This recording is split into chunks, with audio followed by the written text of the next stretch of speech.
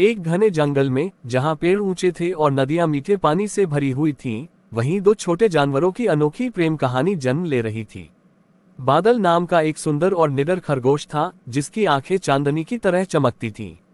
वहीं दूसरी ओर चंपा नाम की एक चतुर और हंसमुख गिलहरी थी, जो पेड़ों पर फुदकती हुई दिन भर शरारतें करती रहती। बादल और चंपा की पहली मुलाकात एक बारिश भरे दिन हुई। बादल अपने बिल से बाहर आकर इधर उधर कुछ खाने की तलाश में था, तभी अचानक बिजली चमकी और बादल डरकर एक पेड़ के नीचे दुबक गया। उसी पेड़ पर चंपा अपने पत्तों से बने घोंसले से झांक रही थी। उसने देखा कि नीचे एक डरा हुआ खरगोश बैठा है। डर क्यों रहे हो? चंपा ने हंसते हुए पूछा। बादल ने ऊपर देखा और कहा, मुझे बिजली की आवाज से डर लगता है। चंपा ने उसे दिलासा देते हुए कहा, बिजली तो आकाश की शरारत है, लेकिन मैं तुम्हारी दोस्त बन सकती हूँ और डर दूर भगा सकती हूँ। धीरे धीरे दोनों में दोस्ती हो गई।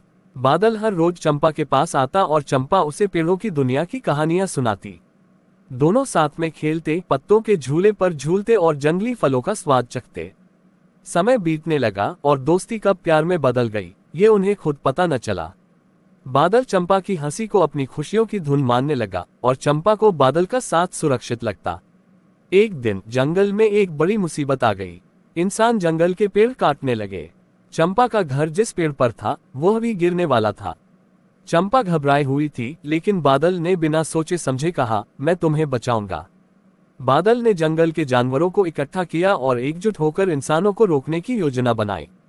गिलहरियां, हिरण, तोते और हाथी सबने मिलकर इंसानों के औजारों को दूर फेंक दिया और उन्हें जंगल से बाहर जाने पर मजबूर कर दिया।